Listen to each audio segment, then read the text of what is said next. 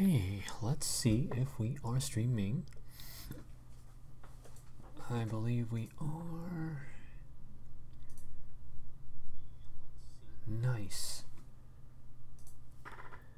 Nice. All right. Now that we're live, I guess I'm going to go ahead and get ready to press play. Because that's what we do. Hey, buddy. Okay. All right. We shall now press play. In 3... Oh, wait a second. Where are we? There we are. In 3, 2, 1, 0. 白岩学園3年 B 組の皆さん、こんにちは。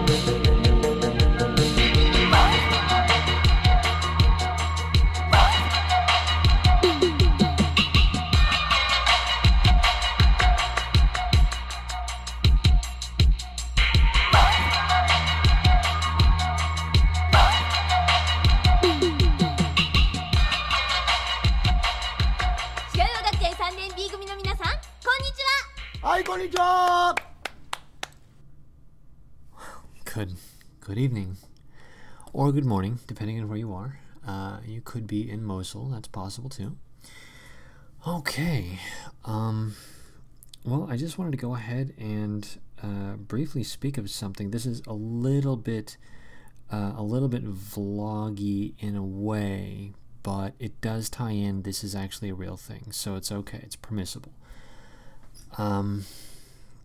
Okay, so the concept that I want to more or less address is action versus planning.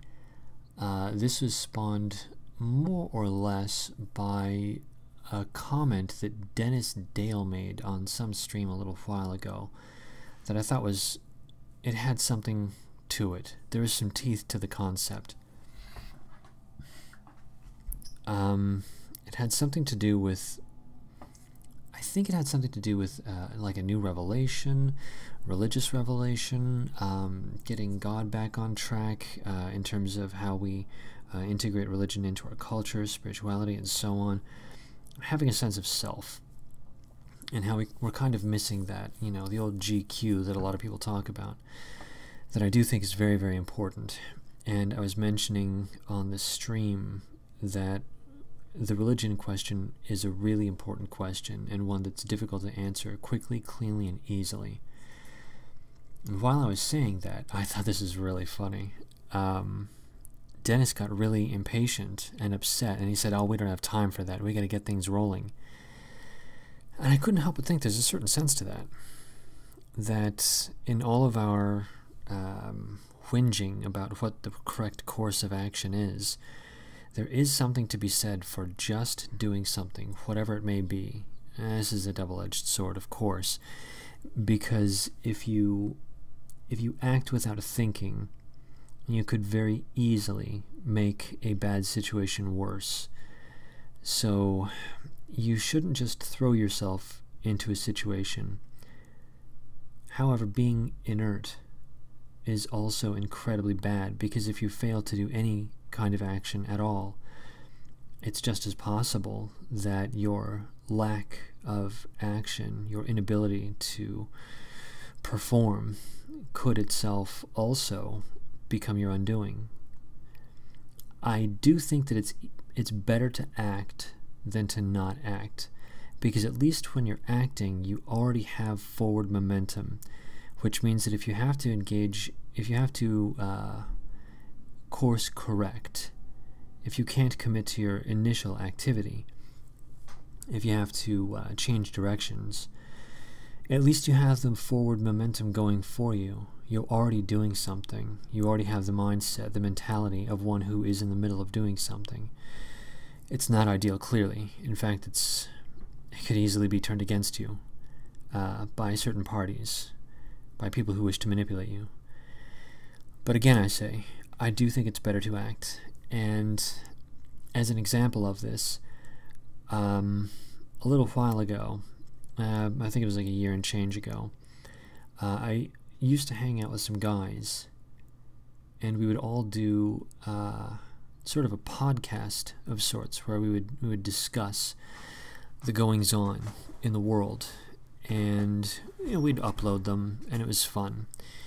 And they were really entertaining guys in general, and one of them had a really neat way of researching and locating information and then arranging it in a clever way that formed something like a narrative, which I thought was really cool. He was also really funny too, so I liked him a lot. Now that I think about it, I should give him a call. At any rate, we went our separate ways, and one of them I got in contact with recently. And while I was in contact with him, I'd mentioned that I would like to have him onto my stream to discuss his red pill experience and so on. And I mentioned that if he was on the stream, it would be burned afterwards.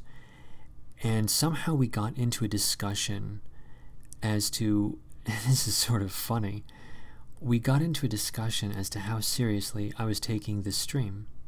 This little program that I do, the Burn After streaming series.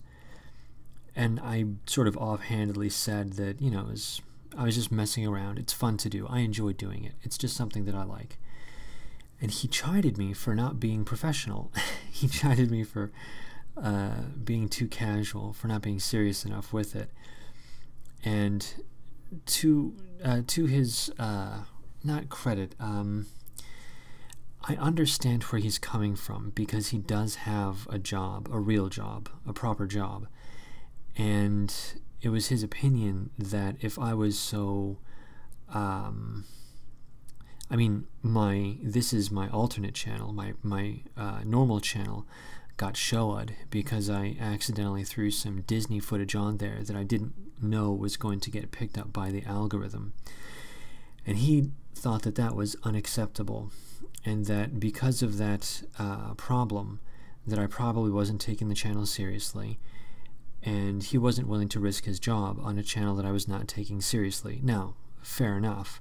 This is, after all, something that I'm doing more or less as a lark. I'm doing it for free and because I enjoyed doing it, and that's really about it. That said, it occurred to me after I was finished talking with him, I'm doing a stream and he's not. We used to do uploads. We used to do something akin to a podcast. And now the only person that's doing anything is me. And that's it. He hasn't uploaded anything in months. He doesn't do anything. I'm doing, in essence, a Zerg rush. As for what he wants to do is sort of the proton cannon build-up. And in some sense, I mean, granted, we're talking about a stream with, what, maybe a dozen viewers, maybe 2 on the good nights. This is a very small community, clearly. But it's enjoyable, and I like it. And it occurs to me that, if nothing else, I have this one thing that I can do. I can engage in a community of people, granted small, but meaningful to me. I like it. I find these streams to be very therapeutic. And I'm actually doing more than he is. I'm engaging, I think, in a more meaningful way than he is. And the reason for this is because it was an action versus planning issue. He wanted planning to have the perfect execution, as for my strategy is to simply do. It's sort of a leap of faith. And somehow the leap of faith seems to be bearing some fruit. Of course, nothing is perfect. This channel could get showed because I'm operating on a budget of approximately $17.50. I'm unable to get things like burner phones and other things like that. I'm going to have to start really getting serious at some point with, all of the anti-Hacksaw stuff. But for the moment, in my own crude little way, I am having an impact and I am doing something. I'm engaging. And I think that's worth something. I really think that's worth something. I could spend a lot of time trying to execute the perfect plan, or I could just do something. And I could form my plan as I go. I honestly think that forming the plan as you go it's almost better in a way. And again, I'm painfully aware that acting without forethought is bad. I'm only saying that when you're in a position where you know that something simply needs to be done, just do something. Just do something, anything at all. And I think Dennis is correct with regards to, the GQ or dealing in civilizational terms or whatever. I think that simply getting the ball rolling in a small and meaningful way is all you can really hope for, all you can really ask for. Like the old saying, when's the best time to plant a tree? 20 years ago. What's the next best time to plant a tree? Today. I think we need to be thinking in those terms. I think we need to be thinking about what can we do today that's meaningful. And even if it's imperfect, at least we know that we did something. At least we had a small impact. However tiny it may be, it's a freaking impact. It's something. It's so much better. It's better to have an imperfect product than to have a perfect concept that never comes into being. And that's kind of where I am right now. That's the way that I'm looking at basically everything. I would much rather fall flat and fail, knowing that I at least tried, than to have the perfect execution in mind, but never having initiated it. So that's sort of my overall mentality at the moment. Yeah, I guess that about covers it for that topic. I'm going to go to the chat and see what we're looking at up here. Photon cannon. That's right, man. Cannon Rush, buddy. Oh, yeah. Carrier Rush. Big fan. Oh, let's go further up. Let's see here. Thumos must be subordinated to reason. What, Thumos? I don't know what that is. All right, I'll have to check it. I'm going to check it right now. Thumos. Let's see what Thumos is. Thumos. Wikipedia. Concept of spiritedness. Oh yeah, I like that. Thumos is great. I like that. A word indicates a physical association with breath or blood, and is also used to express the human desire for recognition. Makes it seem very dynamic, like something physical and impressive is happening. I like that. I like that a lot. Okay, cool. Yeah, I'm going to have to figure out different contexts for the use of that, because I like that word. That's a good word. Thank you. Okay. Let's see here. Horus was legit. I like that guy. Oh, wait, what was going on? Horus? Oh, okay. I'm not sure what that's all about. Oh, did you hear Horus the Avenger? Oh, yeah. Yeah, I like that. I liked his vibe, Horus. Yeah, I remember listening to that guy. He was cool. And yeah, the carrier rush strategy. I don't know how I can work that into the planning versus action thing. It's swarming, I guess. And maybe it's maybe you could force it in by imagining that you have a bunch of people all working in concert, all doing tiny little things.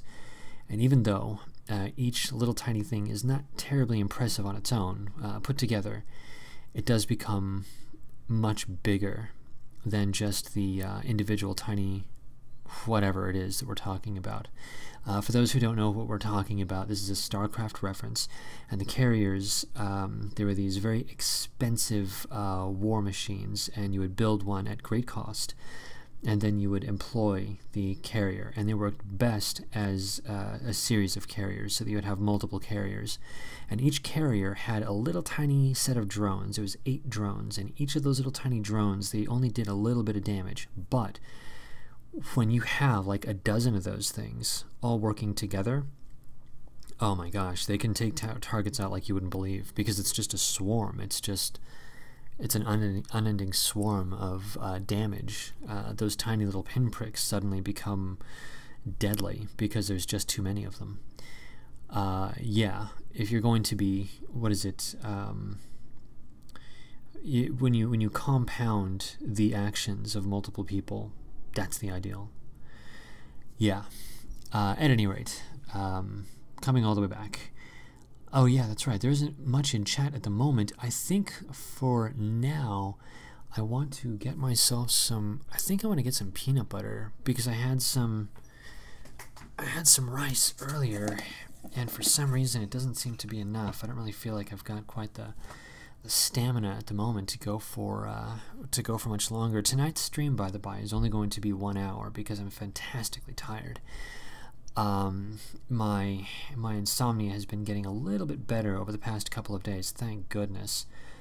So I'm much more chipper today, but I'm still not doing all that great. So I'm only going to be going for 1 hour, and with that said, I am going to play a brief interlude. And my brief little interlude is going to be a dedication to Big Cat Kayla's stream from earlier today. Earlier today, Big Cat Kayla had an actual basement dweller on her stream, which I thought was fantastic. So this here is an ode to the basement dwellers, and I will let the track speak for itself. Rest in peace, eardrums, in 3, 2, 1, 0. That didn't work out because I pressed the wrong button. I'm a retard. Okay, let's try that again. In 3, 2, 1, 0.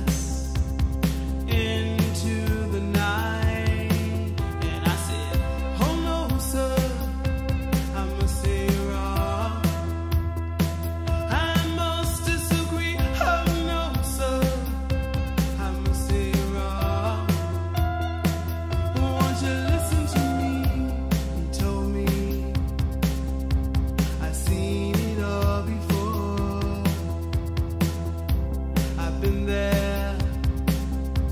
I see my hopes and dreams are lying on the ground. I see the sky just begin to fall.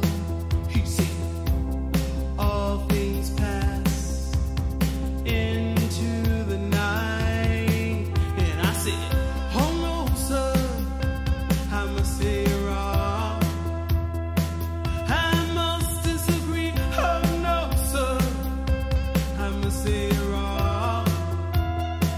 Won't you listen to me?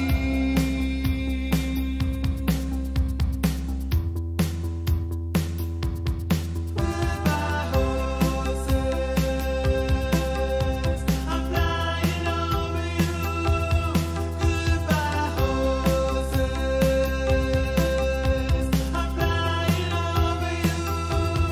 Goodbye, horses, I'm flying over you. Goodbye, horses,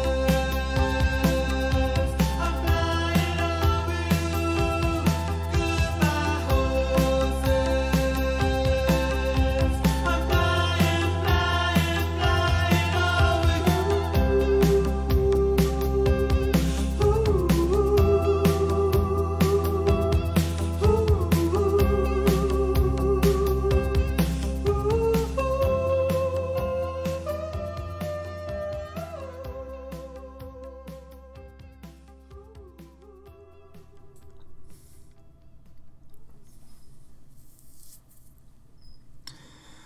All right, and that was oh no, I forgot her name. Lazarus, Q Lazarus, I think, with Goodbye Horses. For those of you who may not know, because you're not old men like me, that was a very famous track that was in the movie Silence of the Lambs, which is a great movie. It's a feminist movie, as it turns out. There's an entire analysis that I saw in the movie, which I thought was really funny. And, yeah, it's really weird. Because the movie's really good, and then you realize there's an entire subcurrent underneath it all that refers to the persecution of women, and then once you realize it, you're like, oh man, this is just propaganda, but it's so good. Damn it, it sucks.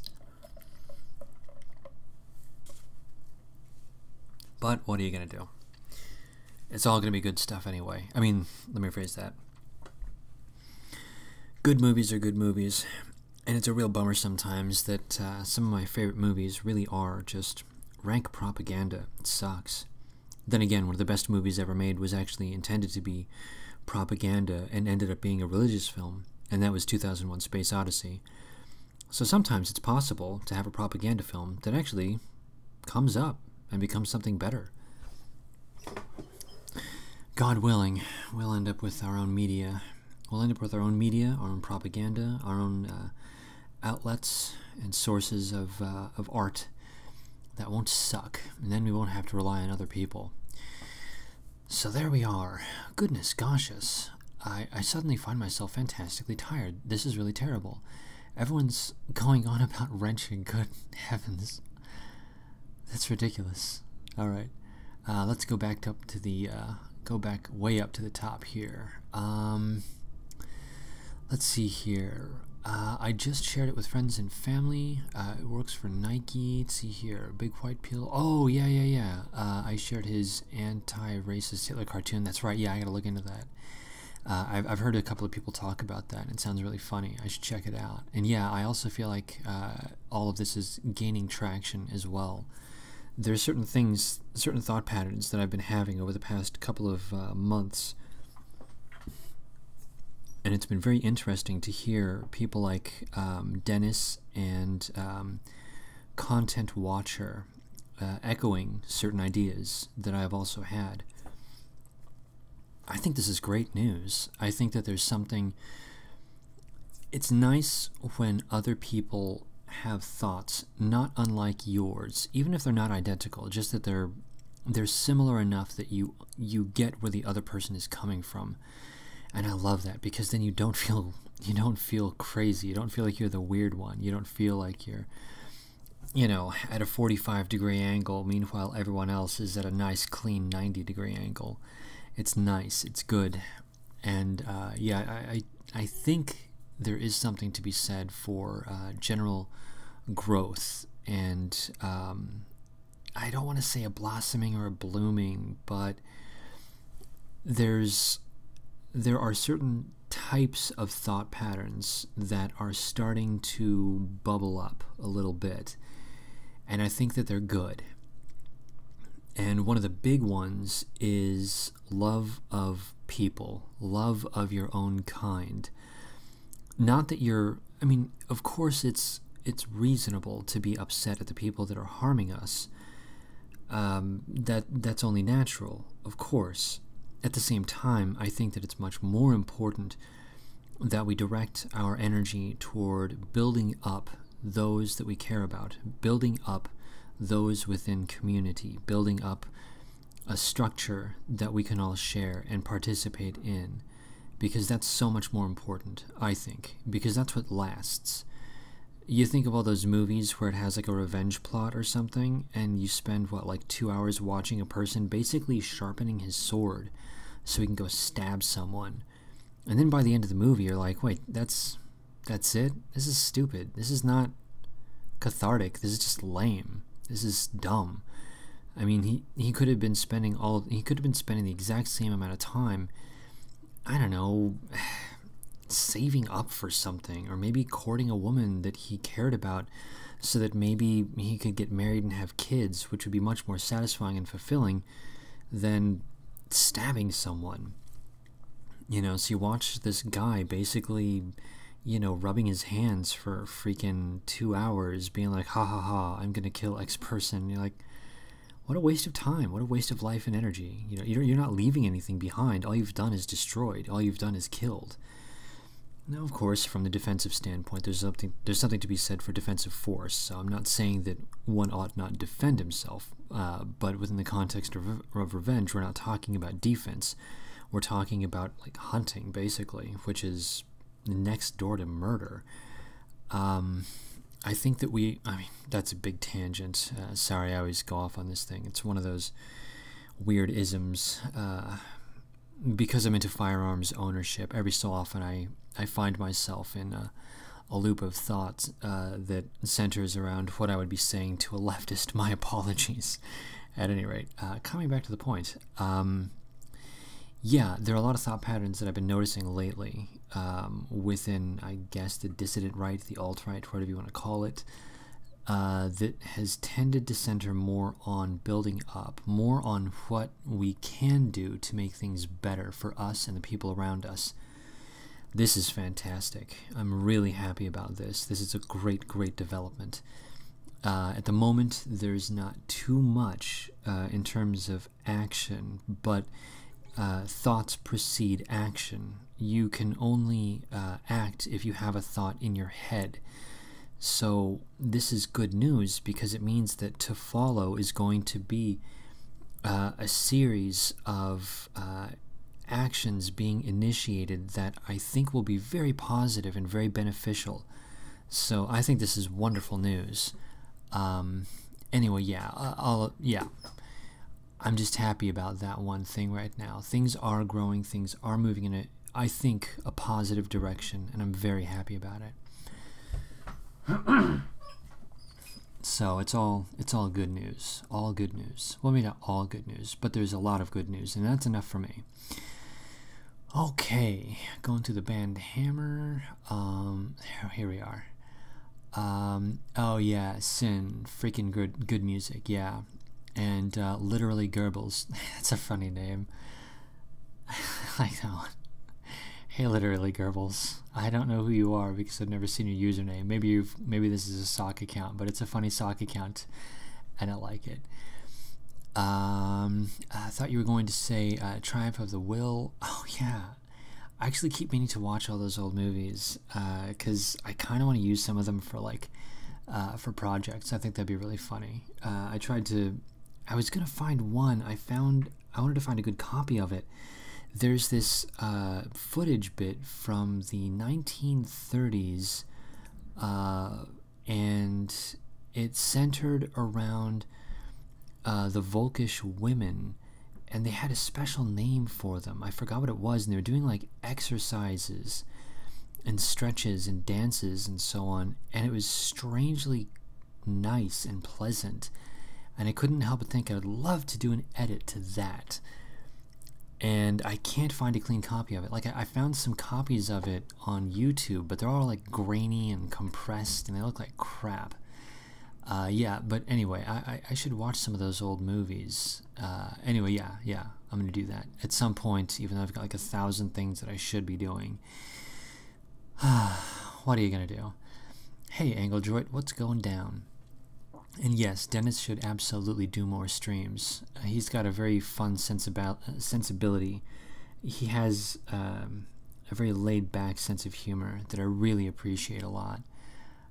It took me a while to kind of get a gauge on what kind of a person he is, but I think I have that gauge now, and I really like him. He's really cool. Yeah, everyone should like find some way to indicate to him so that he gets it from multiple people at different times that he should do more streams. I would agree with that. What's your language's word for thought? Oh, okay. I want to hear. Okay, I hear thought. Oh, okay. I guess Julian Groiper speaks, I don't know, Japanese or Korean or something. Let's see. Let's see if he has one. Oh, thought. Oh, okay. Maybe he's got some other weird thing going on. I don't know what languages he speaks. Maybe he speaks British. Maybe he doesn't speak English at all. Maybe he just speaks British. That'd be creepy and weird. Okay. You made it sound as if you spoke a native language other than English. Oh, okay. You're talking about accents. Okay. Yes, globally lampooned American accent. I speak in that too. It's terrible. I absolutely do. I used to have, okay, so here in Los Angeles, there are different accents that you can pick up if you notice them.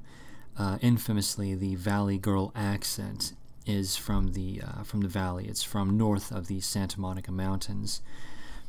And interestingly enough, I realized sometime in my 20s that there is an accent for my particular area that I grew up in.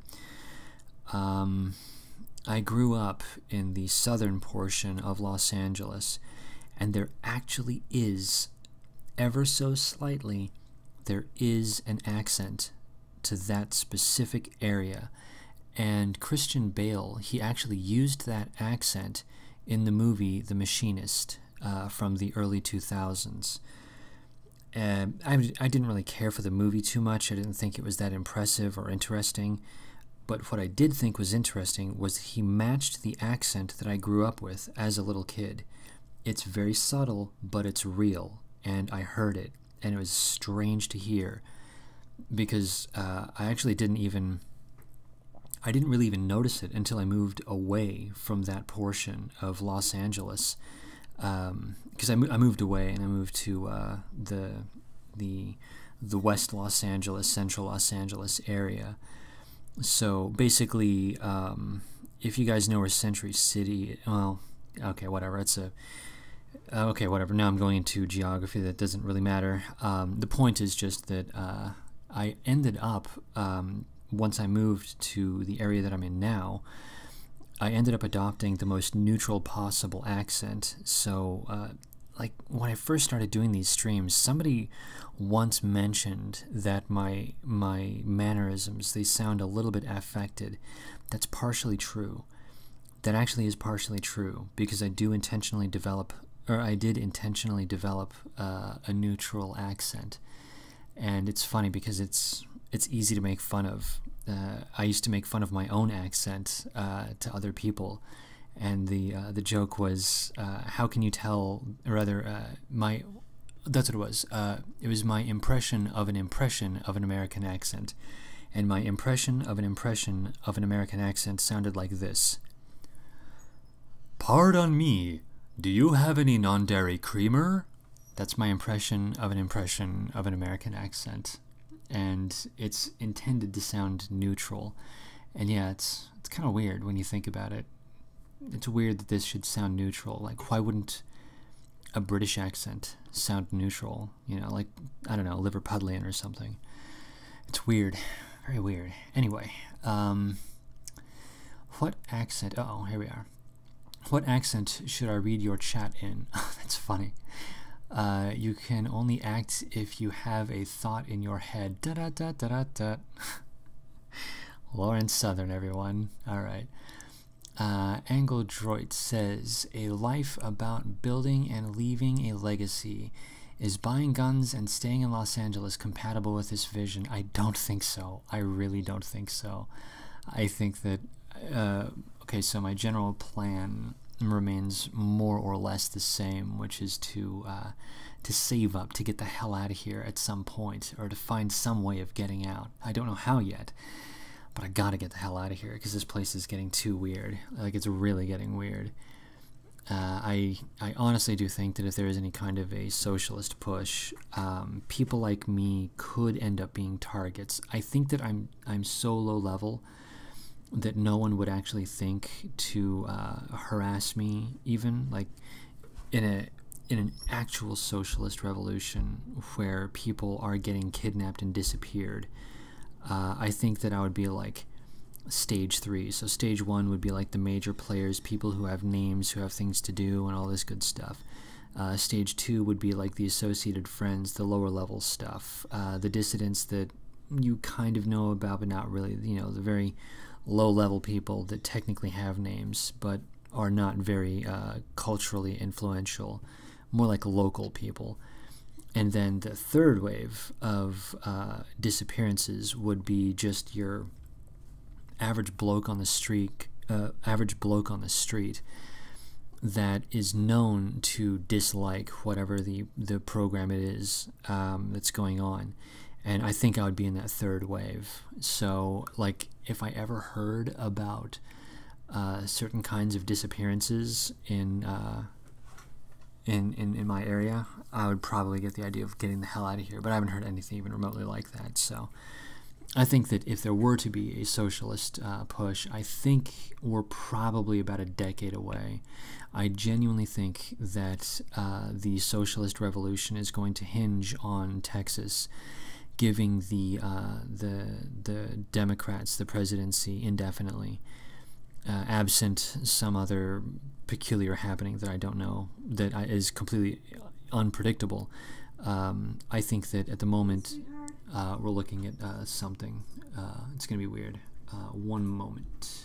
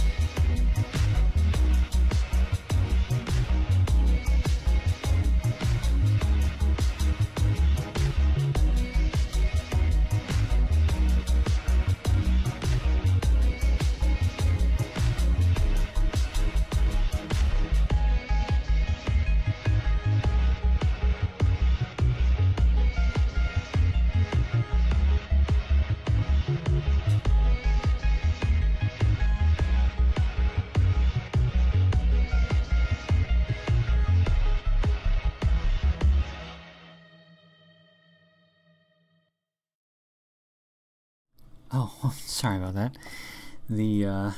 I got involved in the track like a retard. That was Haircuts for Men.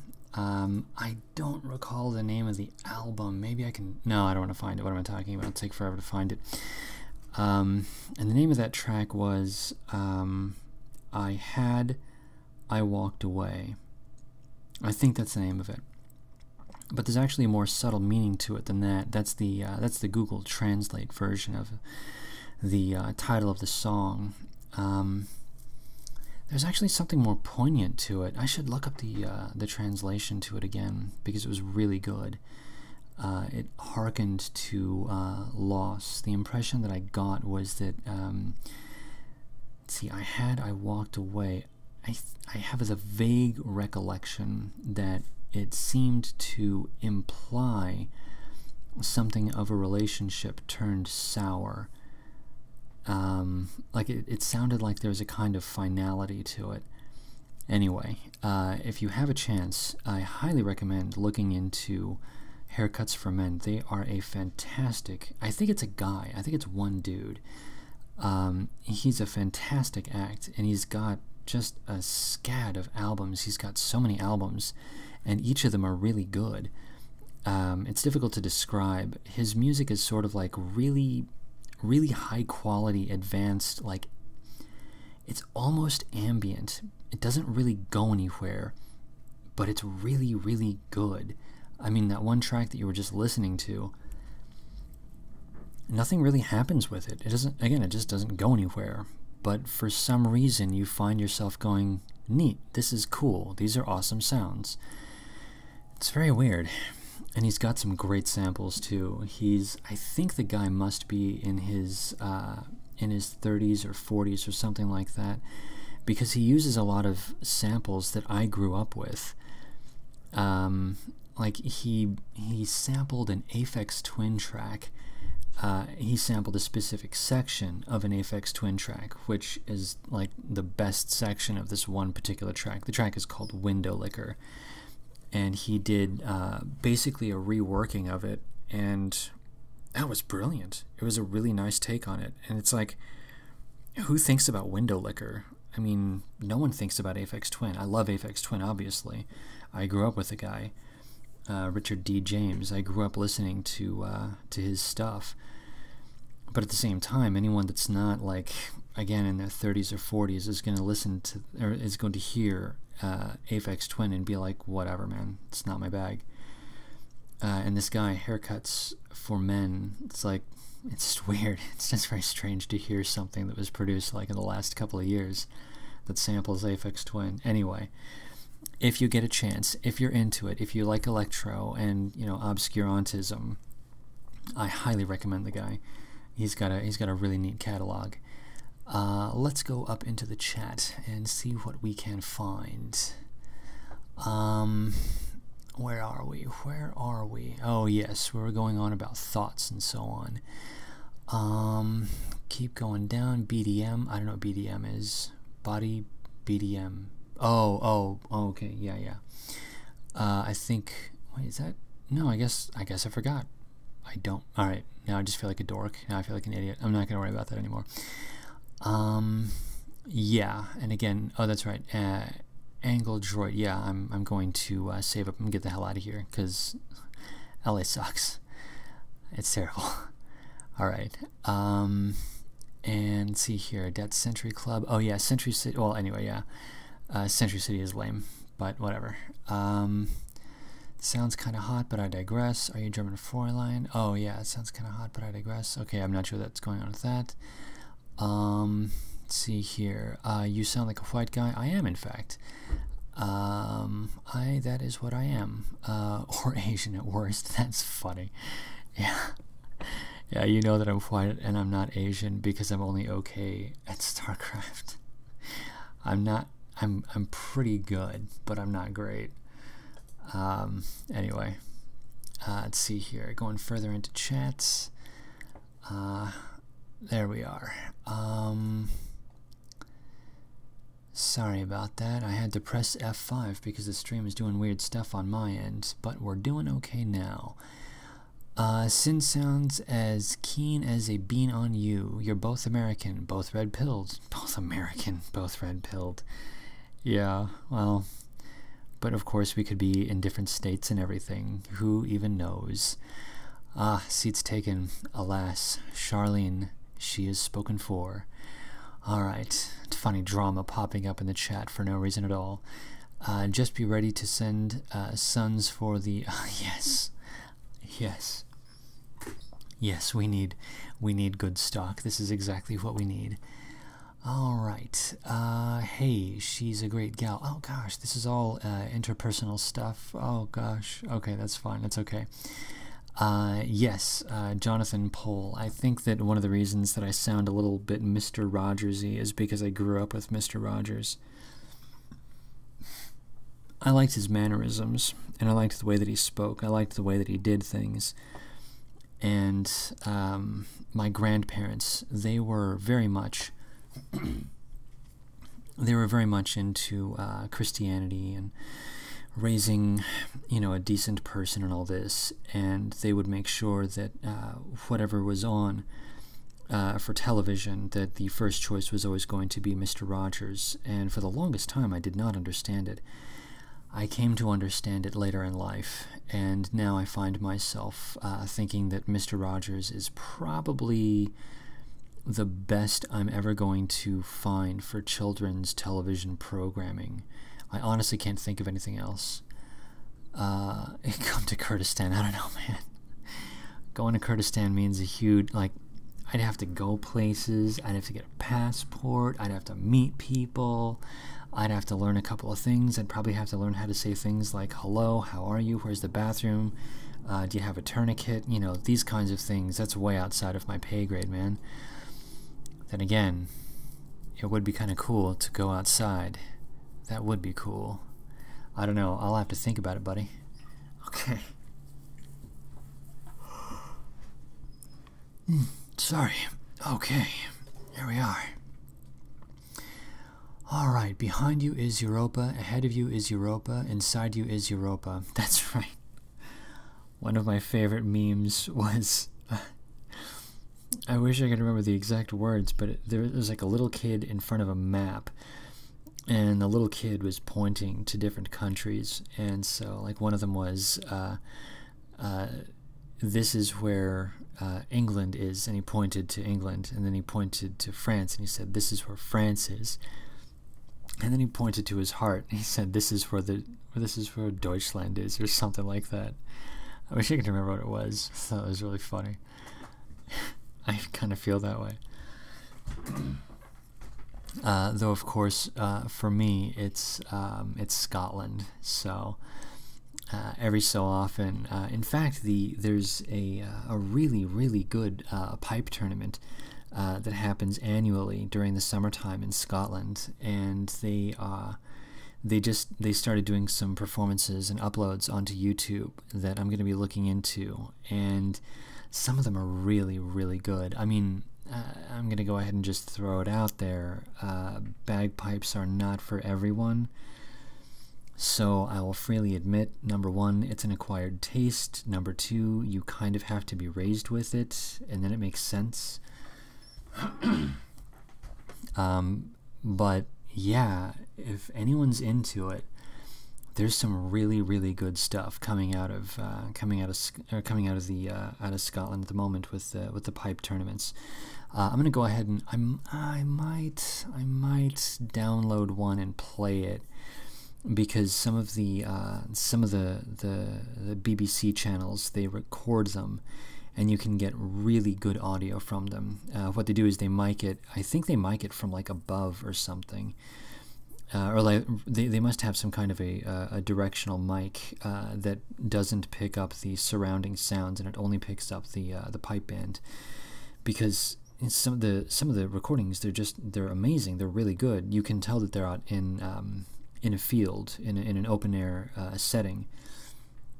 You can tell by the quality of the audio. At the same time, the quality of the audio is just outstanding. You can hear everything that they're doing. It's amazing. It's really good.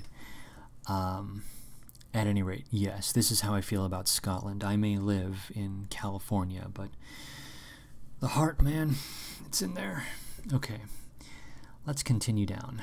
I don't know why the alt-right gets so excited about one of Jupiter's moons. I don't know either, man. It's kind of weird. It doesn't make any sense. Because we all know that the best moon is Titan. I don't know how I could possibly make that reference clear. You can't make a reference out of one word. God damn it, that was going to be a reference to Cowboy Bebop and that one character that wanted to die on his home world of Titan. Son of a bitch, that's an obscure reference. It's very difficult to make. Oh well, I'm not going to worry about that. Okay. Yes, that is our moon. That is absolutely our moon. Europa is our moon. No, I know it's Saturn. I know, but Cowboy Bebop. God damn it. All right, whatever. I'm not going to worry about that anymore. All right. Moving on. Let's see here. I guess I don't have any other like super duper fancy news. I think what I'm going to go ahead and do is it's 5 minutes till. I think I'm going to go ahead and refer to another track of music because I'm super tired and I kind of want to get some sleep.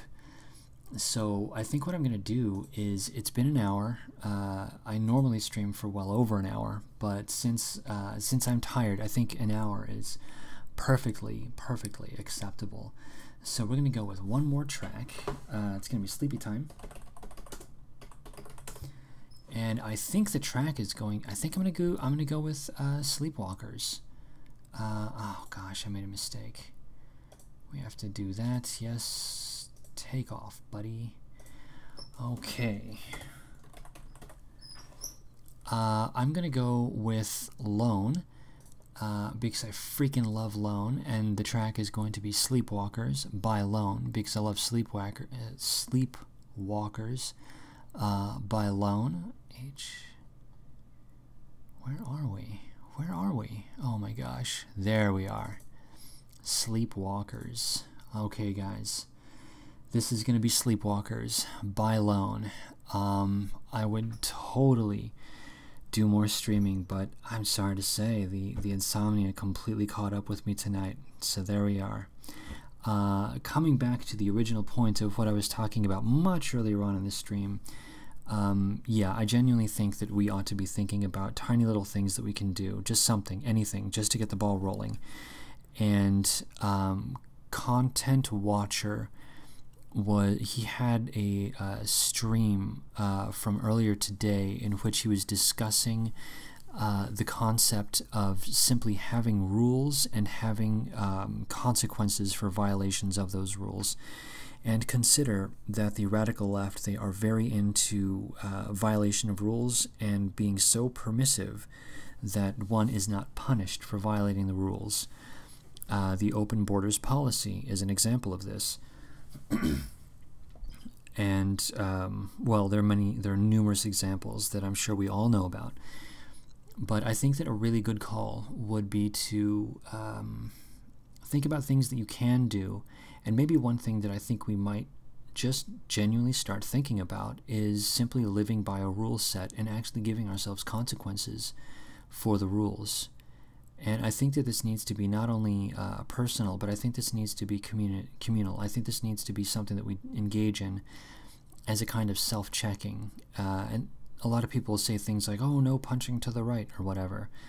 I don't want to think in those terms. In fact, I think I would rather think in terms of, no, by making, I don't want to say policing each other or policing ourselves, because that has a negative connotation these days, but just keeping each other in check in the sense that we are doing everything we can to make sure that we're looking out for each other. I want everyone to do okay. A good example of this was when I was having my little row with Claire Caw, and Dennis was on stream too, and Dennis said something, I don't remember exactly what it was, but he was saying, Eke, if you're going to allow yourself to get involved in this rabbit hole, you need to whatever thing stuff. And essentially he was just keeping me in check. and he did so in such a way as to keep me on point. And I thought that was a great thing. I mean, of course, at the time I was a little bit embarrassed by it, because it was embarrassing, because I noticed that I was doing something silly. But at the same time, having someone to keep me in check was good, because that ensured that I got back on point, I got back on topic, and in fact now I'm going to be even more conscious of this moving forward.